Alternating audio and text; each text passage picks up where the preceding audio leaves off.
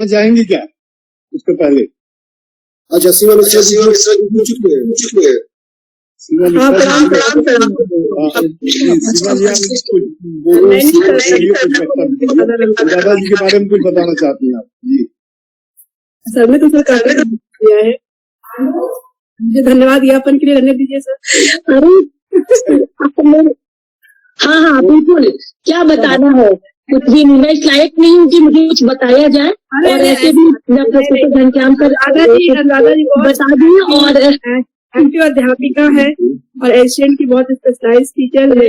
अभी उनके काशी पर एक बहुत बढ़िया सेमिनार उसमें सभी का रिस्पॉन्स रहा, बहुत अच्छे अच्छे टॉपिक प्रस्तुत किए गए। और साउंड कम करने से कैसे चलेगा? हमें लगता है कि अब हम लोग शुरू किया सीमा। हाँ मैम, हाँ बताइए। शुरू किया जाए, दादाजी शुरू कर सकते हैं।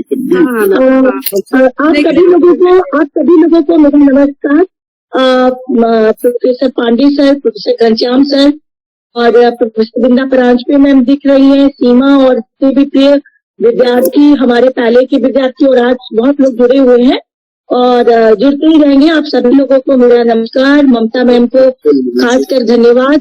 एक्चुअली हमारा लेक्चर जो है 2 से 3 के बीच में था, लेकिन भार्गव जैसा कि सर ने बताया कि को जाना पड़ा, जिसकी वजह से मुझे शुरू करना पड़ रहा है अपना ये, और शायद हम तैयार थे, इसी वजह से घर से जुड़ना पड़ रहा है, अदरवाइज मैं अब तक आ गई होती।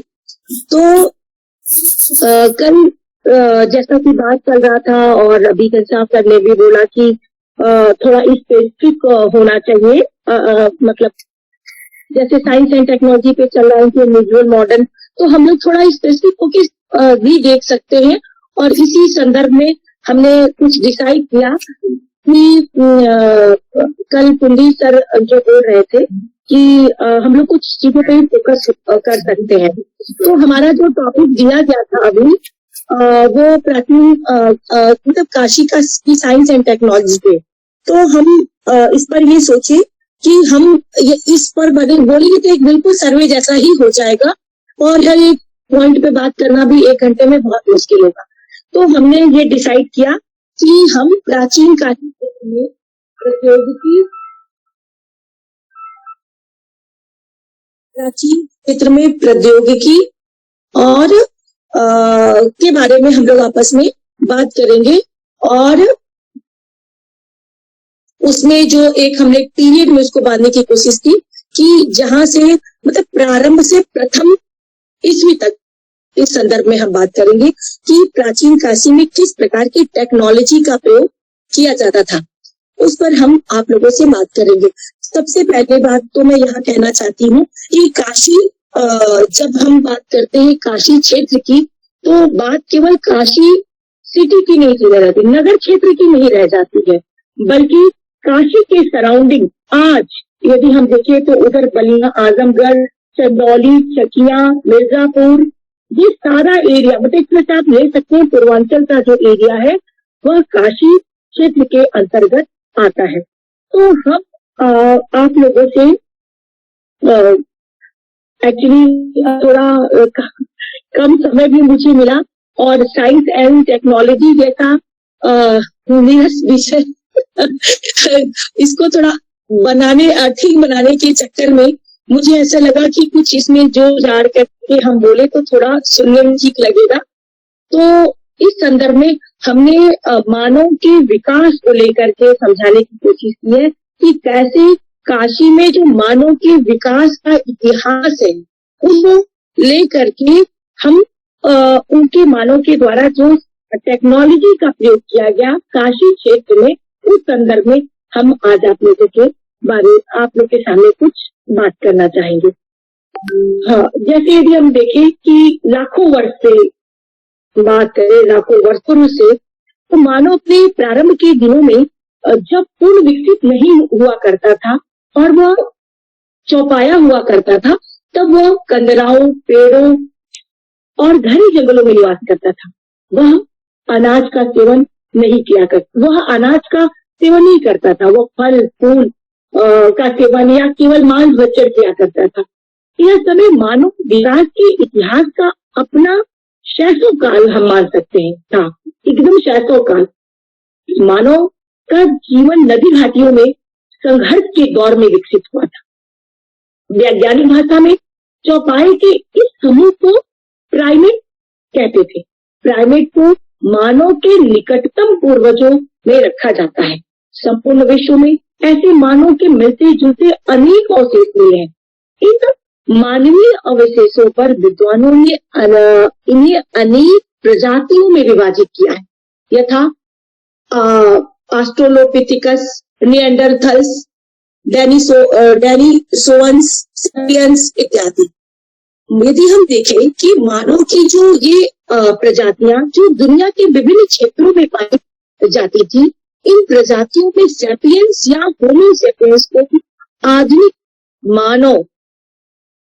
आधुनिक मानव का पूर्वज माना जाता है। ये सेपियंस 1,50,000 साल पहले, लगभग 1.5 लाख साल पहले पूर्वी अफ्रीका में हुआ करते थे, ऐसा विद्वानों का मानना है। और हालांकि पूरी दुनिया में सेपियंस ही अकेली प्रजाति नहीं थी। दुनिया के विभिन्न क्षेत्रों में मानव की और भी भिन्न भिन्न प्रजातियां विद्यमान थी। इस विषय में हम लोग शुरू से ही बच्चों को बताते हैं और उसकी तमाम प्रजातियों के बारे में हम उस दिशा में न जाकर के आगे बढ़ेंगे कि अभी तक हुए जो मानव संस्कृति के पुरातात्विक खोजों से यह ज्ञात होता है कि ये सेपियंस अफ्रीका से सुदूर देशों को गए थे। और जैसा कि प्रोफेसर पांडे सर बताए कि माखन लाल सर हम लोग के साथ जुड़े हुए हैं, सर। तो यदि हमारे हैं अभी जुड़े नहीं है खोज में या तो बताएंगे आपको जी। अच्छा ठीक है सर कि थोड़ा मैं पुरातात्विक एक्चुअली मैं जो ये काम की थी एंशिएंट के संदर्भ में, तो हमारे पास आर्कियोलॉजिकल सोर्सेज ही है जिसके आधार पर हम इन टूल्स को जो कि उत्खनन में प्राप्त हुए हैं उनको ही लेकर के हमने ये अपनी एक समझ और अपना एक पेपर बनाया था, उसी के विषय में हम बात कर रही है। तो हो सकता है कि कोई आर्कियोलॉजी का आदमी हो और कोई नया एक्सकवेशन हुआ हो तो उसमें कुछ ऐड हो सकता है। एनीवे, जो मेरी अपनी बात है कि अभी तक कोई जो मानव संस्कृति के पुरातात्विक खोजों से यह ज्ञात होता है कि ये सेपियंस अफ्रीका से ही सुदूर देशों को गए थे। वैज्ञानिक इस बात पर सहमत है कि लगभग 70,000 साल पहले पूर्वी अफ्रीका के सेपियंस अरब प्रायद्वीप में फैल गए थे और वहां से समूचे यूरेशियाई भूभाग पर फैले ये। लगभग 45,000 साल पहले वे भारत को पार कर ऑस्ट्रेलिया तक जा पहुंची। भारत के पश्चिमी बंगाल राज्य के पुरुलिया में मिले 42,000 साल पुराने पत्थर के जो औजार मिले हैं, संभवतः ऐसे ही किसी अन्य पलायन के अवशेष हो सकते हैं, ऐसा विद्वानों का मानना है। भारत में नर्मदा और साथ में बेलन नदी घाटी के क्षेत्रों से भी पूरा पाषाणकालीन पत्थर के हथियार प्राप्त होते हैं, जो इन क्षेत्रों में आदि मानव के निवासित होने का स्पष्ट साक्ष्य है। ऐसे पलायन सिर्फ भारत में ही नहीं वरन संपूर्ण विश्व में समय समय पर हुए और होते रहे हैं। इसके बारे में हम लोग अक्सर प्रोफेसर पांडे सर से और घनश्याम सर से भी आजकल डायस्पोरा के अंतर्गत तमाम मॉडर्न से रिलेटेड इस तरीके के माइग्रेशन के बारे में बात करते हैं। यदि हम इसको एंशिएंट के संदर्भ में देखते हैं तो मैं वही बात आप लोगों से रखना चाहती हूँ कि लगभग 30,000 साल पहले तक आते आते होमो इरेक्टस, निएंडरथल और होमो सैपियंस के जो पूर्वज नियमित रूप से आग का इस्तेमाल करने लगे थे। इससे लाखों साल पहले जब चौपाया मानव के रूप में विकसित हुआ, तब से ये अपने दैनिक जीवन में उपकरण एवं तकनीकी का प्रयोग करते आ रहे थे। मानव इतिहास इसका साक्षी है। ये पत्थरों के से हथियार बनाते थे और जंगली जानवरों का शिकार करते थे और वे उन दिनों अपने हाथों से गुफाओं की दीवारों पर रेखा चित्र भी अंकित करते थे, रेखा चित्र बनाते थे। विंध्य क्षेत्र के नदी घाटियों में ऐसे औजार, हथियार एवं चित्रकारियां बहुतायत मिलती हैं और इस संदर्भ में अक्सर हमारे यहाँ अजय प्रताप जी बात करते रहते हैं और उनके तमाम पेपर और बुक्स भी इसी पे भित्ति चित्रों पे। ऐसे ही उत्तर प्रदेश के गाजीपुर में मसूमडीह के सबसे निचले स्तर, वाराणसी जिले के वैराट एवं मिर्जापुर शहर के पास से ही भी मिस्टर कराई को प्रस्तर युग के हथियार मिले थे। मिस्टर कराई को चंद्रप्रभा एवं कर्मनासा नदी घाटी से प्राप्त, मैं आपको बार बार ये कहूंगी कि चंद्रप्रभा हो, कर्मनासा, वो सब काशी क्षेत्र के अंतर्गत आ रही है। इसी से हम इसको वहां तक जोड़े हैं, इसके एंटीक्विटी लिथिक पीरियड तक ले जाने का प्रयास किए हैं कि चंद्रप्रभा एवं कर्मनासा नदी घाटी से प्राप्त पाषाण कालीन उपकरण भी इस संदर्भ में ध्यान देने योग्य है। ये दोनों ही नदियां आज के समय में चंदौली जनपद से होकर बहती हैं। प्राचीन साहित्य के अनुशीलन से उनको यदि हम खंगालें, उनका मतलब अध्ययन करें, तो उनके अनुशीलन से ज्ञात होता है कि आधुनिक काल के चंदौली, गाजीपुर, भदोही, मिर्जापुर, जौनपुर, आजमगढ़ जो जनपद है वो प्राचीन काशी के ही भाग हुआ करते थे। काशी के विभिन्न पुरा स्थलों से पूरा पाषाण काल, मध्य पाषाण काल और नव पाषाण कालीन उपकरण प्राप्त हुए हैं। इन पुरा स्थलों में बैसावा, हकिनिया पहाड़, बैरादुमुआ, सोनबरसा, पंचपेड़िया, राजा बाबा की पहाड़ी एवं चकिया मुख्य पाषाण कालीन पुरा स्थल है। ये मैक्सिमम जो अभी हमने बैसावा, दुमुआ, बैरादुमुआ, ये सोनबरसा, ये बहुत सब मैक्सिमम जो ये साइट्स है वो आज सोनभद्र में है। पुरा स्थल के प्राप्त उपकरणों में हैंडेक्स, हस्त कुठार जिसको कहते थे, क्लीवर, विदारक, स्क्रैपर मतलब खुरचनी, ये सब प्रमुख थे जो इन क्षेत्रों से प्राप्त हुए हैं। संभवतः ये उपकरण आदिम सभ्यता की सबसे नवीन प्रजाति होमो सैपियंस के द्वारा प्रयोग में लाए जाते रहे होंगे। काशी के क्षेत्र में उपयुक्त जो बातें हुई हैं उसमें यदि हम देखें तो जो पूरा स्थल एवं पूरा स्थलों से प्राप्त उपकरण व हथियार वर्तमान के लगभग 1,20,000 से 10,000 वर्ष तक पुरातन माने गए हैं। इसकी जो मतलब इसका जो ड्यूरेशन है वो काफी लंबा है और इससे स्पष्ट भी होता है कि काशी जो मध्य गंगा घाटी में अवस्थित है, अपनी जलवायु एवं अपने भौगोलिक विशेषताओं के कारण आदिम मानव जीवन के लिए बड़ी अनुकूल है। और अभी कुछ समय पहले हम प्रोफेसर पांडे सर के द्वारा काशी की वास्तु पर बात सुन चुके हैं। काफी बातें हम सर ने इतनी अच्छी बता चुकी है जो कि बड़ा ही नवीन था, इस वजह से मैं उस पर नहीं जाना चाहती हूँ। मैं बस केवल यहाँ से प्राप्त जो प्रस्तर है, अस्थि हथियार है और धातु है, हम उस पर ही जाएंगे, हम उसके वास्तु पर नहीं जाएंगे। काशी क्षेत्र से प्राप्त ये प्रस्तर उपकरण एवं हथियार मानव संस्कृति के प्राचीनतम साक्ष्यों में से एक है। यही वो समय रहा होगा जब काशी में गंगा की धारा प्रवाहित हुई होगी। वैज्ञानिक परीक्षण से प्राप्त तिथियों के आधार पर यह माना जा सकता है कि आज से लगभग 40,000 वर्ष पूर्व गंगा का स्रोत काशी में प्रवाहित होने लगा था। हम यहाँ पे एक चीज और जोड़ना चाहते हैं कि हम सब जानते हैं कि काशी में अस्सी है, वरुणा नदी है, लेकिन यदि काशी है तो उसमें जो सबसे महत्वपूर्ण है वो है गंगा। और काशी गंगा का जिस तरीके से आना और चुनार से अब लेफ्ट हो जाना और उसके बाद जो मतलब जो भौगोलिक संरचना बनता है और जिसके वजह से मानव अधिवास का होना संभव हो पाता है, उससे में जो सबसे इम्पोर्टेंट रोल है वो गंगा का है। इस वजह से मैं नदियों में ज्यादा गंगा को ही ली हूँ कि 40 ऐसा वैज्ञानिकों का मानना है, मैं पुरातत्वविदों का मानना है कि 40,000 वर्ष पूर्व गंगा का स्रोत काशी में प्रवाहित होने लगा था और जिनसे मानव अधिवास के लिए अनुकूल वातावरण तैयार हो पाया। प्रस्तर युग की समाप्ति के बाद मानव संस्कृति के अवशेष अकथा, जिसके बारे में हम लोग जानते हैं कि प्रोफेसर विदुला जायसवाल मैडम ने इसकी खुदाई की थी, और राजघाट प्रोफेसर ए.के. नारायण जी, और इसके साथ साथ रामनगर, सारनाथ, प्रहलादपुर, अगियाबीर, खैराडी, मसूंडी, तकियापार, सराय मोहना इत्यादि जो पूरा स्थलों से प्राप्त हुए हैं, जो ये प्रस्तर युगीन औजार, हम उसकी चर्चा करेंगे। ये पूरा स्थल अभी तक के यदि हम डेटिंग के आधार पर बात करें तो यह 1500 BC टू 800 BC तक इसकी एंटीक्विटी मानी गई है। इनमें अक्का को सर्वाधिक प्राचीन माना जाता है और यहाँ से प्राप्त जो जली लकड़ी के नमूने पर कार्बन 14 जो मेथड है उसे हम जब इसका परीक्षण करते हैं तो इसकी तिथि जो है 1750 से 1450 ईसा पूर्व की मानी जा रही है।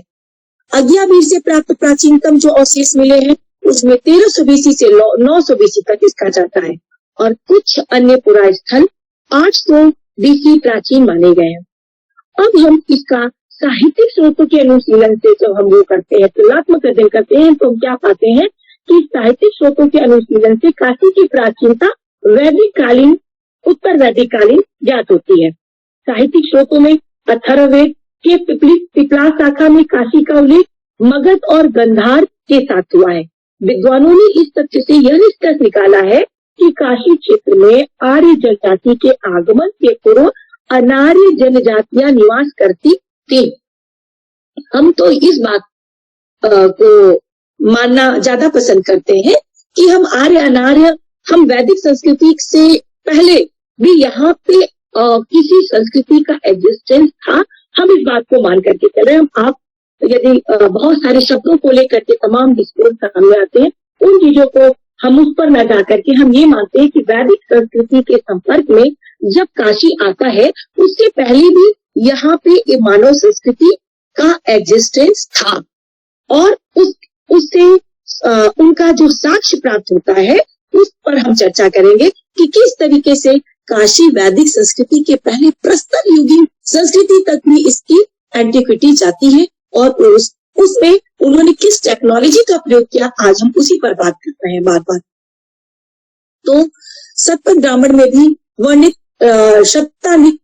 शात्राजित एवं विदय माधव की जो कथा है ये सारी बातों की पुष्टि भी इन आर्कियोलॉजिकल सोर्सेज के लिए मतलब इन दोनों चीजों की पुष्टि एक दूसरे से होती है और इस प्रकार स्पष्ट हो जाता है कि काशी क्षेत्र में मानव संस्कृति का इतिहास काफी प्राचीन है और यह कहना अतिशयोक्तिपूर्ण नहीं होगा कि इसकी प्राचीनता जो है वो प्रस्तर युग से संबंधित है। आदिम सभ्यता जो पहले सिर्फ प्रस्तर के उपकरणों एवं औजारों पर निर्भर थी, वह उत्तर वैदिक काल में धातु के प्रयोग में दक्ष हो चुकी थी। पहले जो मानव कंद, मूल, फल व मांस से अपना उदर पूर्ति करता था, वह कृषि और पशुपालन का कार्य बड़े पैमाने पर करने लगा। प्रस्तर के उपकरणों का स्थान हड्डी व धातु के उपकरणों एवं हथियार ने ले लिया था। पुरास्थलों जिन पुरास्थलों की हम बात कर चुके हैं उससे यदि हम बात करें कि उन पुरास्थलों से ऐसे उपकरण एवं हथियार पर्याप्त मात्रा में मिले हैं।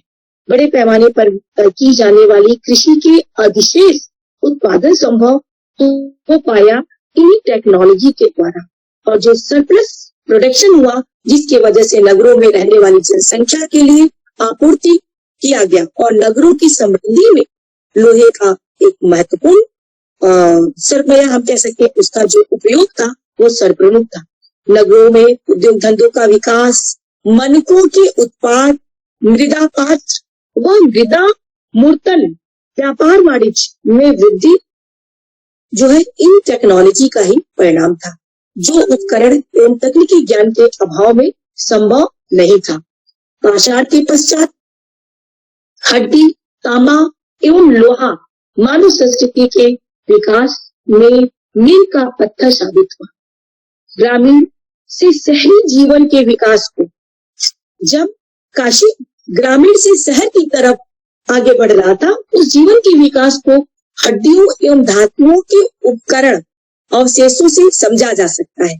राजघाट, अगियाबीर, रामनगर, प्रहलादपुर उत्खनन से, जिसका जो पीरियड है 800 BC टू ईस्वी सन में, विभिन्न प्रकार की हड्डियों के उपकरण पर्याप्त संख्या में मिले हैं।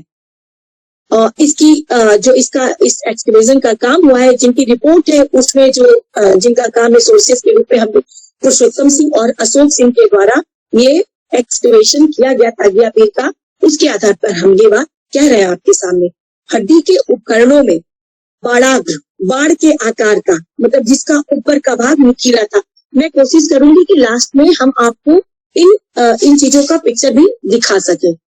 और तो हड्डी के जो उपकरणों में बाड़ाग्र वो नोकदार अस्त्र सर्वाधिक संख्या में इस उत्खनन गुड़ा स्थल में प्राप्त हुआ है। हड्डी के ये उपकरण आखेट के लिए प्रयोग किए जाते होंगे। और साथ में इसका साहित्यिक स्रोत देखिए कहाँ मिलता है कि जातक कथाओं में आखेट के द्वारा जीविकोपार्जन का एक उल्लेख मिलता है। चुल्लू नंद्य जातक में वर्णित है कि एक वाराणसी का विद्यार्थी तक्षशिला में जाकर सभी विद्याओं को ग्रहण कर वापस वाराणसी आता है। सॉरी, थोड़ा पानी लूंगी।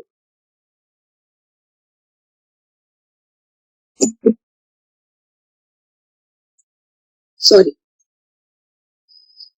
जब वो तक्षशिला से वाराणसी का जो विद्यार्थी है तक्षशिला में जा करके सभी विद्याओं को ग्रहण कर जब वापस वाराणसी आता है, तो वाराणसी आने के पश्चात वो सोचता है कि मैं किसी दूसरे शिल्प में अपनी जीविका नहीं चला सकूंगा, मैं धनुष के सहारे जीवित रहूंगा। और वह धनुष कर्कश बांध जंगल में जा विभिन्न पशुओं का वध कर मांस बेच जीविका चलाने लगा। और पुरातात्विक उत्खनन में जो भी हड्डियों के उपकरण मिले हैं उनमें अधिकांश आखेट उपकरण भी है। कहने का मतलब कि हम इन दो जहाँ पे इस तरीके का संदर्भ हमको साहित्यिक मिलता है जातकों में, और यहाँ वही हम देखते हैं कि पुरातात्विक शोध भी इस बात की कहीं न कहीं से पुष्टि करते हैं। तो हम देखते हैं कि पुरातात्विक उत्खनन में जो भी हड्डियों के उपकरण मिले हैं उनमें अधिकांश आखेट उपकरण ही है। अगियापीर से प्राप्त हड्डी के नोकदार अस्त्रों में सबसे लंबा अस्त्र 24 सेंटीमीटर का है और इन आखेट उपकरणों पर पंचवृत्ताकार अलंकरण उत्कीर्ण किया गया है। राजघाट से प्राप्त हड्डी के उपकरण 4 विभिन्न प्रकार की श्रेणियों में विभाजित हम कर सकते हैं। जैसे दोनों तरफ से नोकदार उपकरण, तो दूसरा अनिर्मित नमूने, जैसे बनाए जाने की प्रक्रिया है लेकिन पूर्णतः बने नहीं ऐसे उपकरण। तो तीसरा गर्तिका युक्त नोकदार या खांचेदार उपकरण, और चौथा है गर्तिका युक्त और कांटेदार उपकरण। हस्तशिल्प कला के ये उपकरण पशु पक्षियों के शिकार में प्रयोग किए जाते थे। परीक्षण से ज्ञात होता है कि इन अस्थि उपकरणों पर पॉलिश का कार्य भी किया जाता था। ऐसा लगता है कि इनका निर्माण स्थानीय स्तर पे किया जाता था। और अस्थि उपकरणों में आयुध उपकरण अधिक संख्या में प्राप्त हुए हैं। फिर भी आयुध उपकरणों के अतिरिक्त हड्डी के आभूषण भी बनाए जाते थे।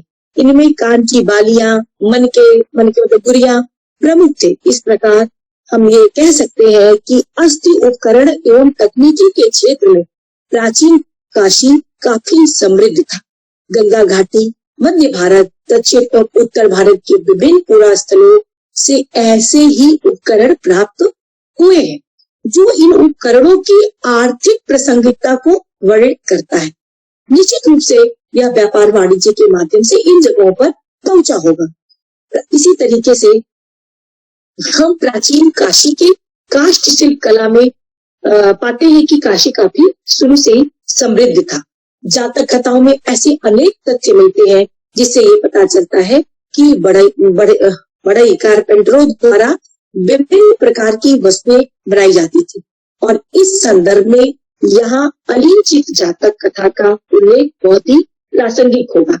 राजा ब्रह्मदत्त के समय में वाराणसी के समीप बड़ई ग्राम था, उसका गांव का नाम बड़ई था, जिसमें 500 बड़ई काष्ठ शिल्प का व्यवसाय करते थे।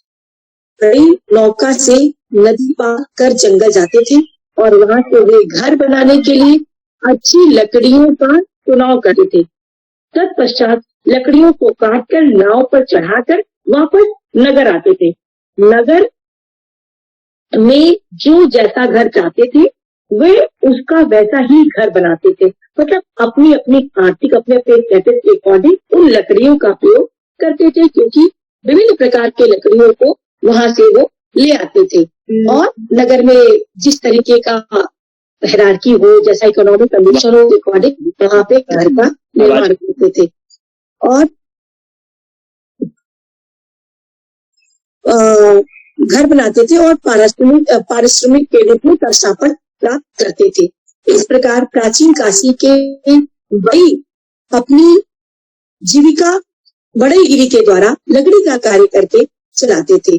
और यद्यपि काशी के जो पुरातात्विक स्रोतों से लकड़ियों की बनी वस्तुएं या लकड़ी के घरों के अवशेष प्राप्त नहीं होते हैं, लेकिन राजघाट से प्राप्त गंगा तट के समानांतर 34 मीटर लंबा व 5 सेंटीमीटर मोटा अनावृत काष्ठ चबूतरा प्राचीन काशी की काष्ठ शिल्प कला का एक सबसे महत्वपूर्ण उदाहरण के रूप में उसको देख सकते हैं। पुरातात्विक स्रोतों में ऐसे अनेक उपकरण एवं औजार प्राप्त हुए हैं जिसे विद्वानों ने बढ़ईगिरी से संबंधित माना है। बढ़ईगिरी के औजारों में कुल्हाड़ी, कीले, बसुले, हुक, रुखानी इत्यादि प्रमुख हैं। और जातक कथाओं में बड़की, सूकर जातक, भद्रशाला जातक, समुद्र वाणिज्य जातक, स्पंदन जातक महत्वपूर्ण है। इन जातक कथाओं में बढ़इयों के द्वारा लकड़ियों से घर, मेज, कुर्सी, पीढ़ा, चारपाई, टोकरी, रथ, नाव आदि के निर्माण किए जाने का वर्णन मिलता। अभी कुछ ही दिन पहले मेरा एक पेपर आर्कियोलॉजिकल ICHR के हिस्टोरिकल रिव्यू से निकला, तो प्रोफेसर जी प्रताप सर जो है वो यही बोल रहे थे कि आपका जो बोन टेक्नोलॉजी पे आपने काम किया, आप जो काशी के नाव पे की टेक्नोलॉजी पे कुछ काम करिए। तो उनको हम बताना चाह रहे थे, लेकिन वो थोड़ा दूसरे मूड में थे। तो जातकों में नाव के बनाने और नाव का जो डिफरेंस मिलता है वो बड़ा ही इंटरेस्टिंग है। और सोचिए आज जैसे हम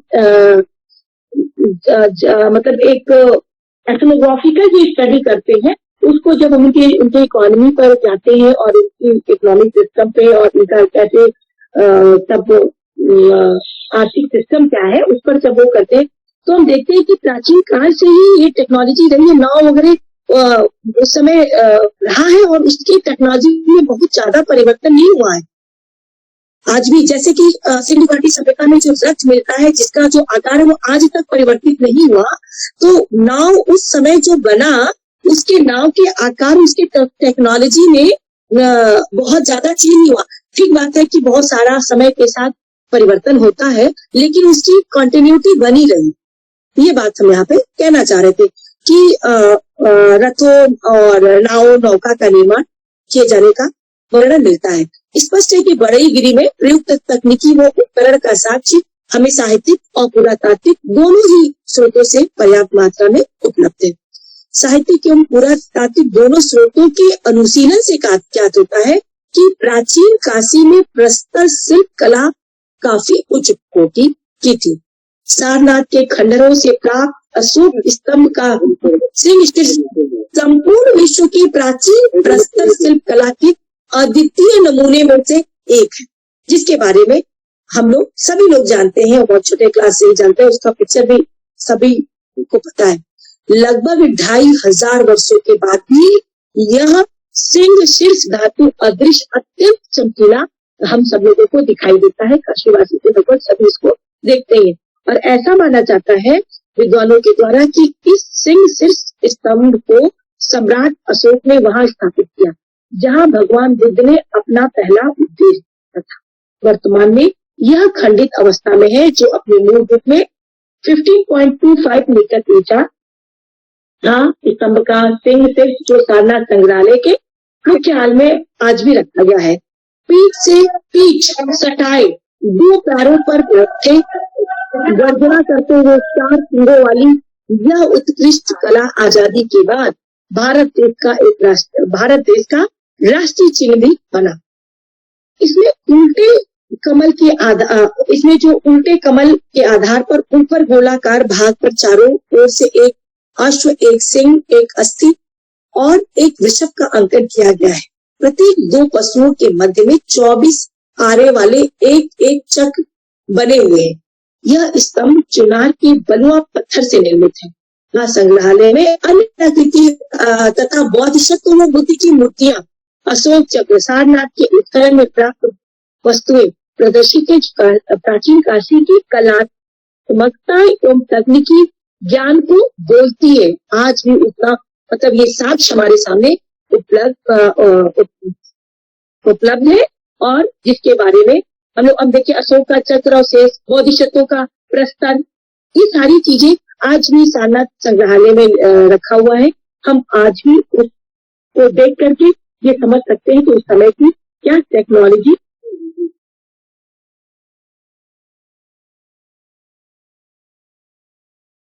एक सेकंड, सॉरी फोन आ जा रहा है तो डिस्टर्ब हो जा रहा है।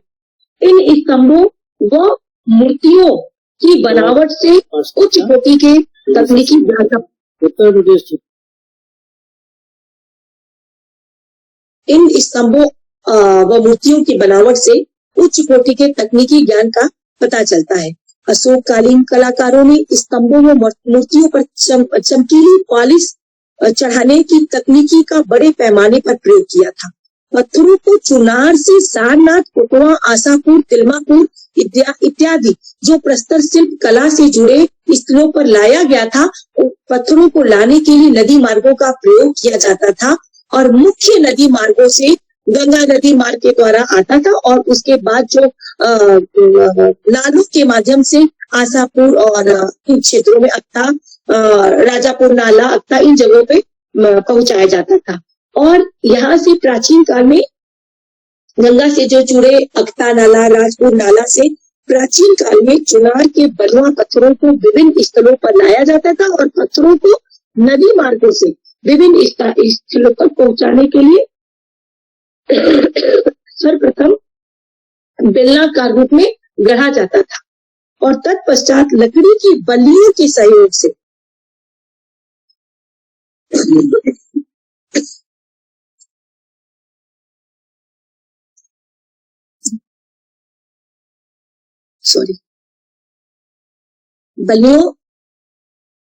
पत्थरों को नदी मार्गों से जहां जहां इनके लिए मिले विभिन्न स्तर वहां पाए किया जाता और इसे बेलनाकार रूप में पहले तो गढ़ा जाता था उनको पहुंचाने के लिए और फिर लकड़ी की बल्लियों के सहयोग से पत्थरों को लुढ़काते हुए प्रस्तर कार्यशाला तक ले जाया जाता था। प्रस्तर कार्यशाला में ही शिल्पकर्मी इन पत्थरों पर अपने छेनी व हथौड़ी की मार से सुंदर कलाकृतियों का निर्माण करते थे। साहित्यिक स्रोतों में भी प्रस्तर शिल्प कला का उल्लेख मिलता है।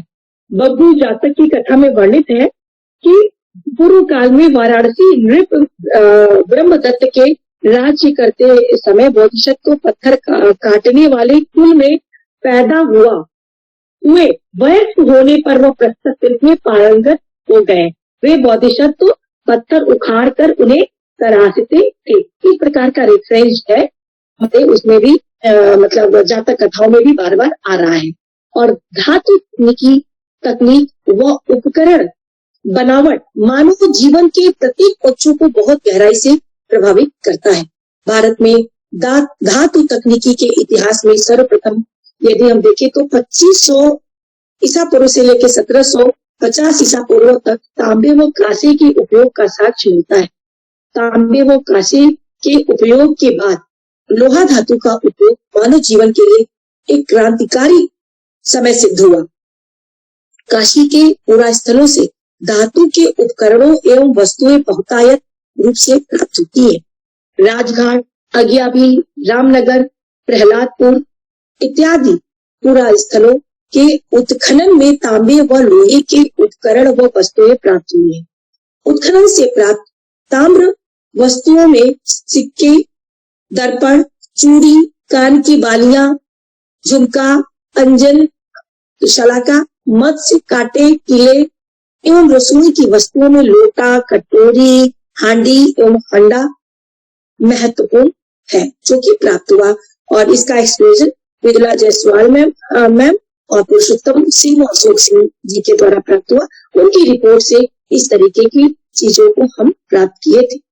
और तांबे की वस्तुओं के निर्माण हेतु सर्वप्रथम तांबे को जो टेक्नोलॉजी यूज की जाती थी उसमें तांबे को सर्वप्रथम भट्टी में गलाया जाता था और तत्पश्चात तांबे को चादरों के रूप में परिवर्तित कर विभिन्न वस्तुओं का निर्माण किया जाता था।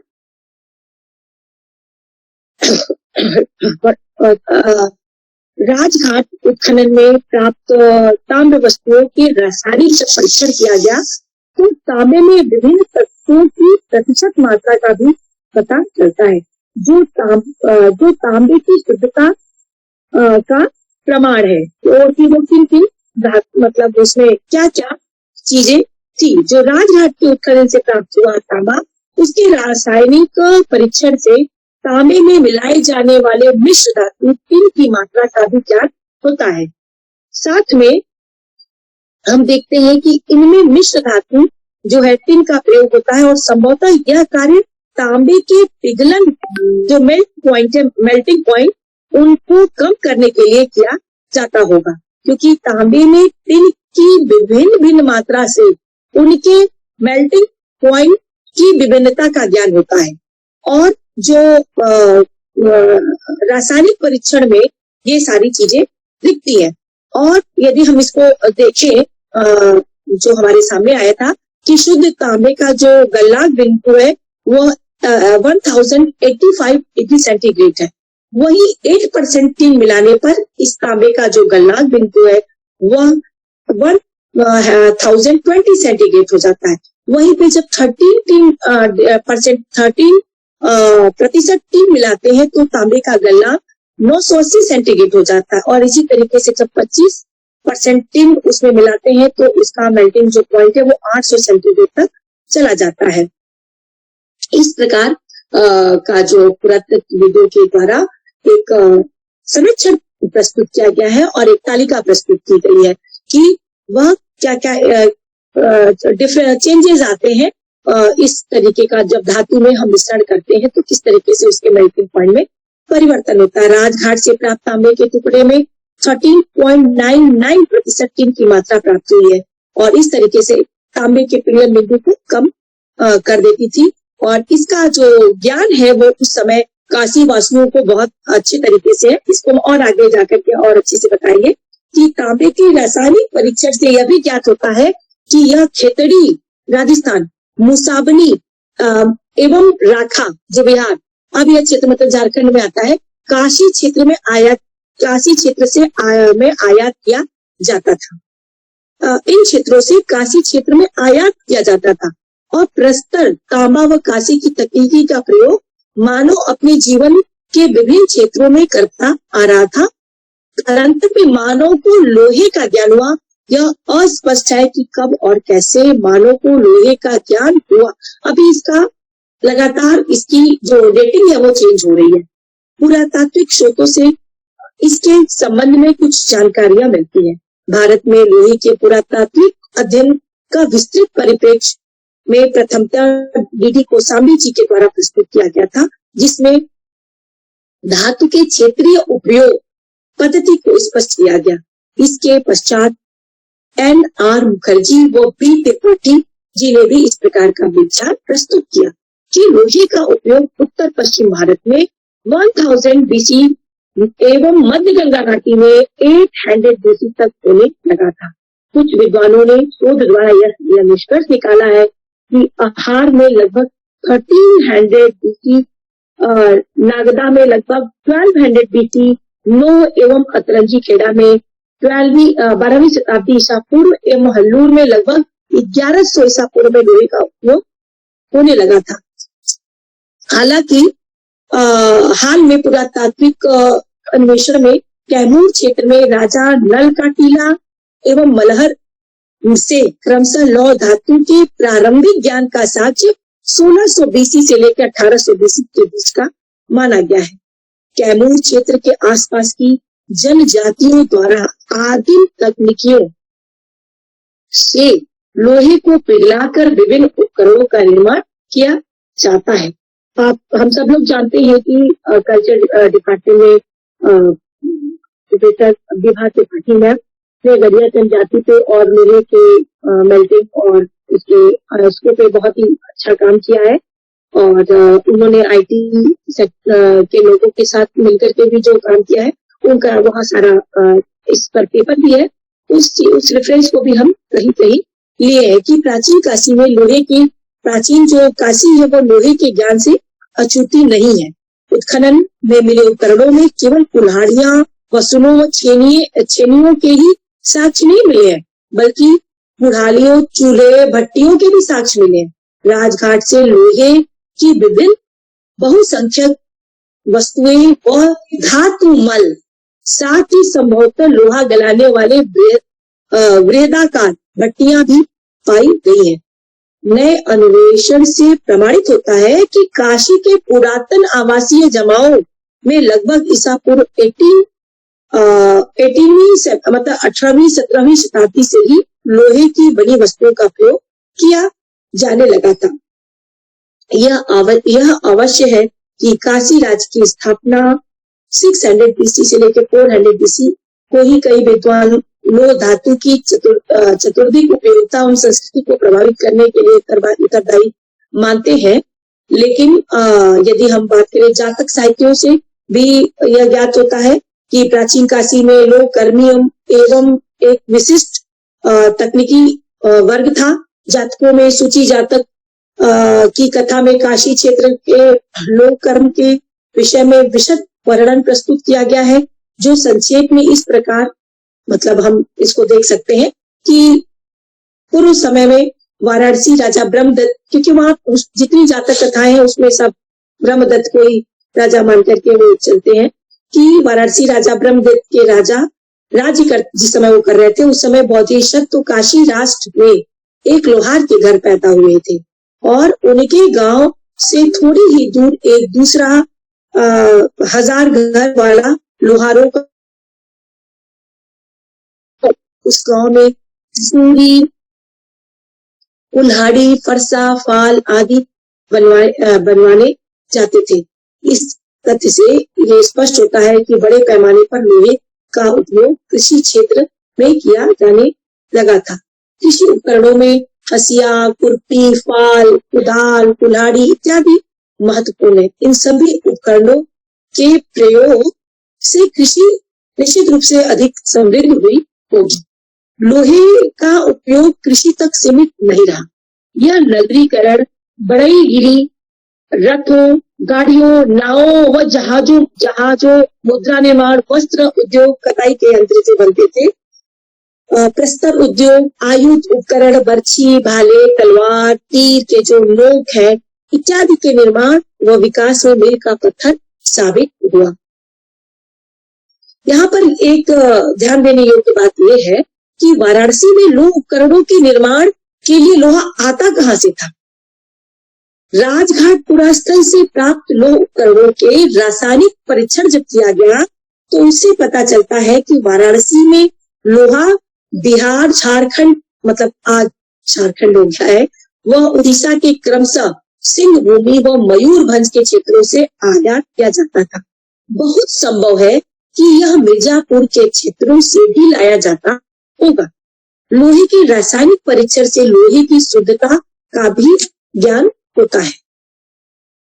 अब मतलब उस सब उसका जो मतलब स्टैटिकल जो डेटा है उस पर मतलब ऐसे बिना पावर पॉइंट के बात करना थोड़ा मुश्किल होगा, इसलिए मैं उस पर नहीं जाते हुए मैं आती हूँ कि काशी क्षेत्र के जो ऐतिहासिक काल में जमाओ एवं पूरा वस्तुएं मृदा पात्रों में भी मिलती हैं और उससे हम मृदा पात्रों पे आते हैं कि वहां पे क्या जी जो पूरा वस्तुएं प्राप्त होती है मृदा पात्रों से संबंधित, उसमें ये लोग किस टेक्नोलॉजी का प्रयोग करते थे? मृदा पात्रों के निर्माण, तकनीकी आकार व पात्रों पर की गई सज्जा के आधार पर मृदा पात्रों को भी कई श्रेणियों में विभाजित किया जा सकता है और इन पात्र परंपराओं में कृष्ण लोहित, कृष्ण ओकदार, गहरे भूरे उद्गार, थाली, हांडी, बेसिन, कढ़ाई, टूकीदार बर्तन इत्यादि बनाए जाते हैं, जो कि पुरातत्व मतलब एक्सकवेशन में प्राप्त हुआ है। मृदा पात्र परंपरा में उत्तरी काली पालिशदार मृदभांड के अंतर्गत 2 तरह के मृदभांड उत्खनन में पाए गए, और जैसा कि प्रोफेसर A.K. नारायण ने राजघाट से ऐसे पात्रों को 2 श्रेणियों में विभाजित किया था। एक रंगी उत्तरी काली पालिशदार मृदभांड और दूसरा था बहुरंगी उत्तरी काली पालिशदार मृदभांड। एक रंगी उत्तरी काली पालिशदार मृदभांडों में 90% या नीले काले रंग में पाई गई थी, और बहुरंगी उत्तरी काली पालिशदार मृदभांड में 10% मृदभांड ही विभिन्न रंगों के प्राप्त किए गए, यथा नीला, गुलाबी, सिल्वर, सुनहरा, भूरा, चॉकलेटी, बैगनी, गहरा, इन सब इत्यादि रंगों में। और हम ये देखते हैं कि ये सब जो प्रकार है उनके पात्रों के, मृदा पात्र ओरिया घाट मतलब रामनगर एवं अदियाबीर से भी प्राप्त हुए हैं। चाक पर बनाए गए ये मृदा पात्र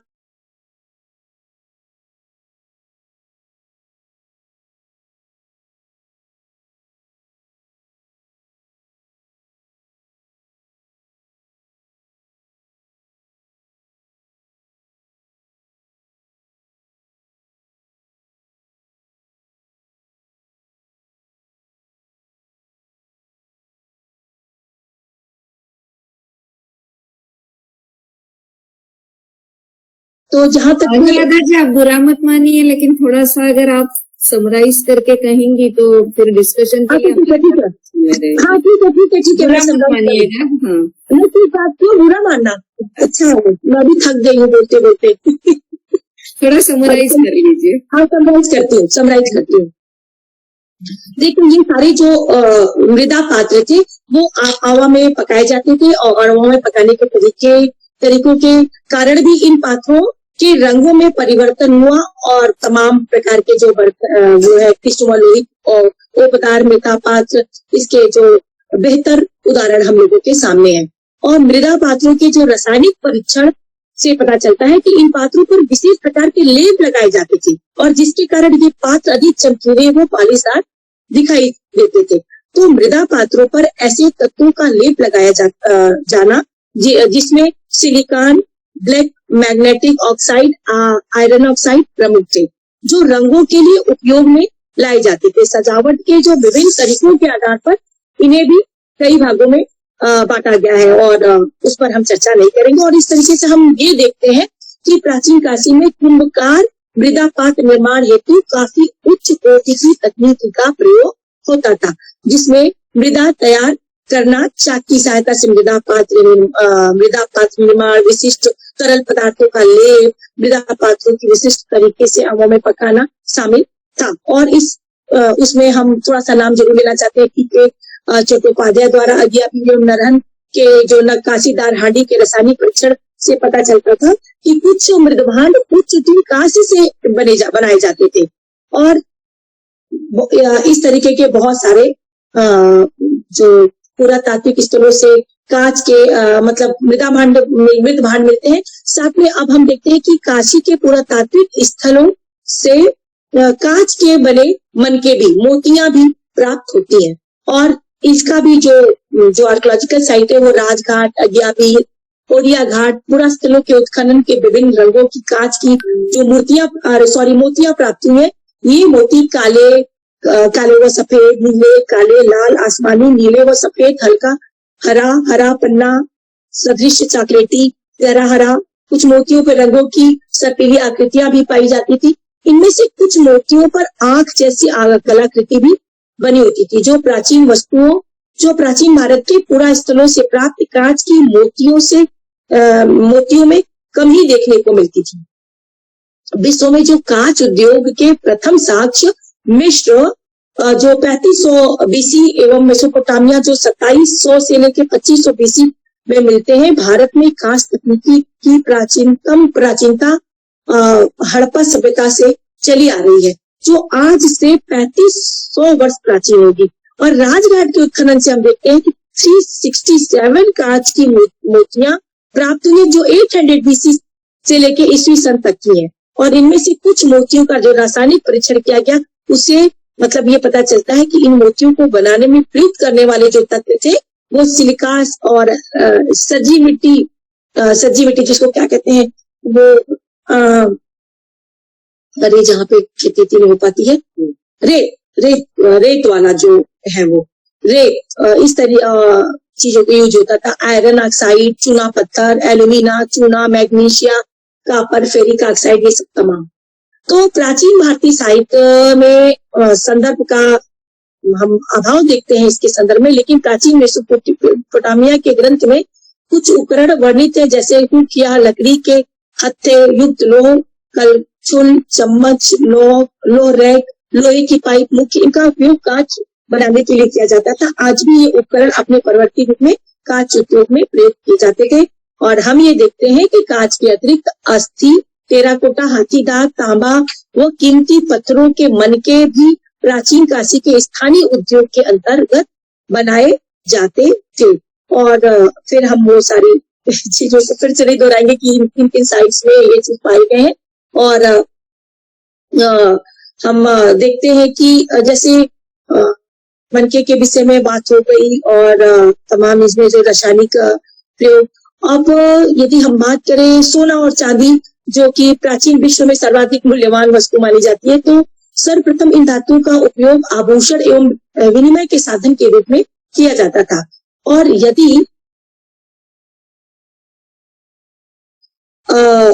यद्यपि काशी क्षेत्र में ईसा पूर्व के स्वर्ण व रजत धातु के अवशेष उत्खनन में न के बराबर प्राप्त हुए हैं। स्वर्ण का केवल एक मोती मौर्य शुंग काल की राजघाट उत्खनन से प्राप्त होती है, लेकिन इनमें कोई संशय नहीं है कि साहित्यिक स्रोत इन धातुओं की समृद्धि का वर्णन करते हैं।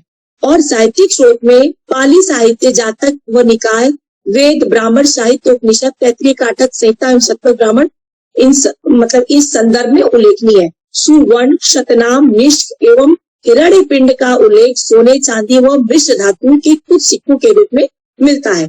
प्राचीन लेखकों में कौटिल्य, मेगास्थनीज, कर्टियस, स्ट्रैबो एवं प्लिनी ने भी सोना व चांदी के चांदी का उल्लेख अपने ग्रंथों में किया है। तो प्राचीन काल में और चांदी का खनन स्थल में क्रमशः हम सभी जानते हैं कि कर्नाटक और राजस्थान मतलब कोलार जेवार ये रहा है महत्वपूर्ण। और ये सारी चीजों को देखिए हम कहना ये चाह रहे थे कि इस बात का जो रेफरेंस आता है जातकों में कि वाराणसी के राजा के लिए आभूषण बनाने का वर्णन मिलता है, तो इसके साथ ही स्वर्णकार का उल्लेख भी किया जाता है। और पुरातात्विक शास्त्र में राजघाट की टेराकोटा मूर्तियां भी महत्वपूर्ण है। साथ साथ इन मूर्तियों को विभिन्न प्रकार के आभूषणों से युक्त प्रदर्शित किया गया है।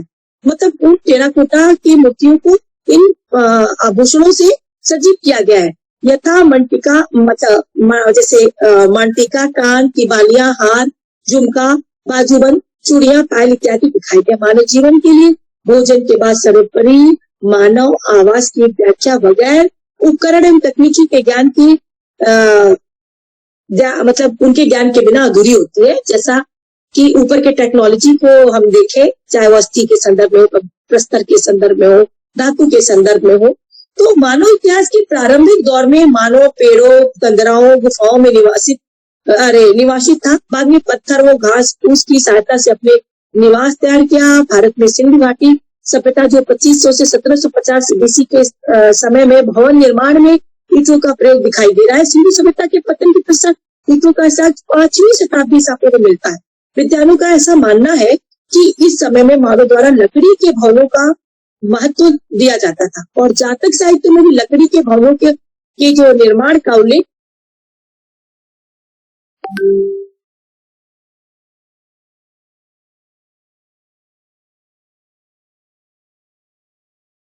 और भवन नगरों में बनाए जाते थे। ग्रामीण परिवेश में पूर्ण रूप से लकड़ी के ढांचे की टिकी होती थी। और जैसे यहाँ जो शहरी क्षेत्र था उनमें सुंदरता बढ़ाने के लिए तमाम चीजों का प्रयोग किया जाता था। ईंटों के साथ साथ आगे के काल में हम देखे सारनाथ का जो साइट है, राजघाट का, उसमें तमाम प्रकार के वो उदाहरण मिलते हैं। और हम निष्कर्ष रूप में हम ये कह सकते हैं कि प्राचीन काशी के लोगों द्वारा प्रयुक्त उपकरण व उनकी तकनीकी उन्नत किस्म की थी। प्राचीन काशी क्षेत्र से प्राप्त प्रस्तर युग के उपकरण प्रारंभिक मानव अधिवास के स्पष्ट साक्ष्य हैं और ये प्रस्तर उपकरण मानव द्वारा प्रयुक्त तकनीकी व उपकरण के ऐतिहासिक विकास को समझने में भी सहायक सिद्ध होते हैं। कालांतर में कंदमूल, फल एवं मांस भक्षी मानव जब अनाज उपजाना सीख लिया तो वह प्रस्तर उपकरणों के अतिरिक्त लकड़ी और धातु का काल में तांबा, कांसा, लोहे के उपकरण एवं तकनीकी के प्रयोग में समृद्ध भौतिक जीवन की ओर भी अग्रसर हो चला था।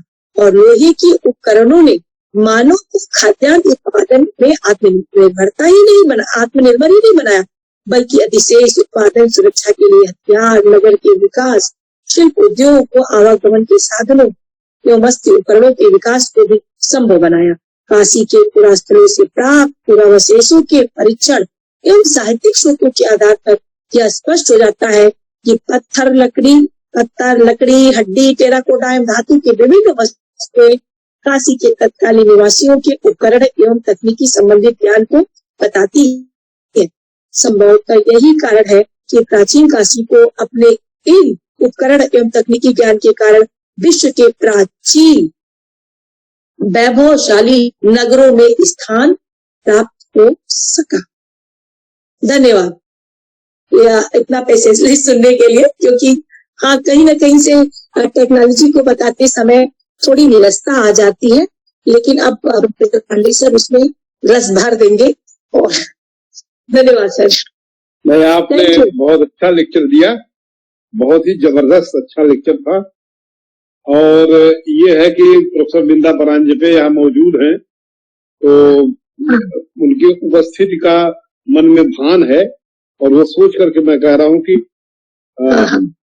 काशी में जो विज्ञान और तकनीक की बात है उसमें जो आर्कियोलॉजिकल एविडेंसेस हैं, प्राचीन या जियोलॉजिकल या मेटलर्जिकल एविडेंसेस, इन पर तो आप बोले। हमको लगता है आपके लेक्चर का दूसरा तीसरा पार्ट भी होगा, तो आप काशी में जिसे कहते हैं कि पूर्व मध्यकाल के या आपके प्राचीन काल के जो विभिन्न समय हैं, कालखंड हैं, उसमें काशी का क्या वर्णन है, टेक्नोलॉजी के बारे में, विज्ञान के बारे में, और बहुत जिसे कहते हैं कि मध्यकाल के बहुत से राजा लोग जिन लोगों ने अपनी ऑब्जर्वेटरी वगैरह पूरे ऑल इंडिया में बनाई, बनारस में भी नक्षत्रों को जानने के लिए बनाया, तो वो सब बहुत से ऐसे एस्पेक्ट हैं जो कि विज्ञान और टेक्निक के हैं। फिर आपने थोड़ा चर्चा जरूर किया वास्तु वगैरह के संदर्भ में, बताया कि काशी का कैसे एक वास्तु की क्या अंडरस्टैंडिंग थी, उसका क्या विज्ञान था, उस पर भी एक अलग स्वतंत्र ढंग से लेक्चर हो सकता है। बहरहाल मैं ये कहूंगा कि आपने बहुत ही अच्छा, आप बात ये मत कहिए, बड़ी जिज्ञासा वाला लेक्चर है आपका, नीरस नहीं है।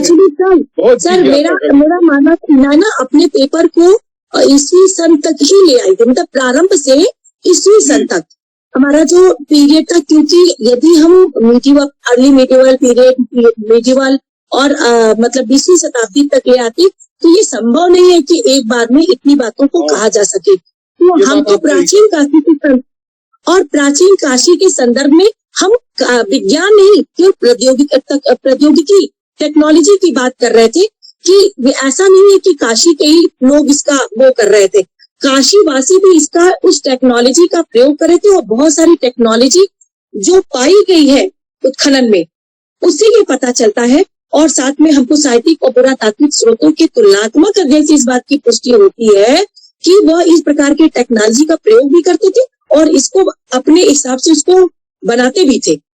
तो ये बात है, और हम देख भी रहे लगातार कि हम इस चीज को एक कंटिन्यूटी, एक निरंतरता के रूप में देख सकते हैं कि आज भी इस टेक्नोलॉजी का प्रयोग हो रहा है और बहुत बाद के समय तक वो होता रहा है। और साथ में हम ये देख सकते हैं कि ऐसा नहीं है कि काशी केवल आर्य संस्कृति के द्वारा ही जाना जाता है या उसके पहले इसका अस्तित्व नहीं था। तो प्रस्तर युगीन समय में भी काशी का अस्तित्व अपनी टेक्नोलॉजी के द्वारा भी प्रूफ्ड है। तो मैं इस बात को भी कहना चाहती थी अपने इस पेपर के माध्यम से। और आपने बहुत अच्छा कहा, बहुत ही अच्छा कहा, और बहुत ही जिसे कहा जाए कि एग्जॉस्टिव शब्द जो होता है वो किया। तो मैं अब जो लोग भी यहाँ अपने स्कॉलर्स उपस्थित हैं, अध्यापक लोग हैं, विद्वान लोग हैं, उन लोगों से हम कहेंगे कि वो अपने कोई ऑब्जर्वेशन या कोई प्रश्न पूछना चाहें, कोई विचार व्यक्त करना चाहें तो उनका स्वागत है, क्योंकि ये एक अपने आप में बहुत ही एक जिज्ञासा का विषय है कि मानव कैसे सेटल होता है किसी इलाके में और प्रारंभिक उसकी टेक्निक क्या है। आपने नाव वगैरह का नाम लिया, फिर नाव की टेक्निक पर आपने बताया कि बहुत प्राचीन काल से जो नाव बनाने की टेक्निक थी वो बड़ी लंबे समय तक कंटिन्यू करती चली गई। तो इसी तरह से बहुत सी बातों पर लोग अपने ज्ञान को मतलब जान भी सकते हैं और जिज्ञासा भी व्यक्त कर सकते हैं।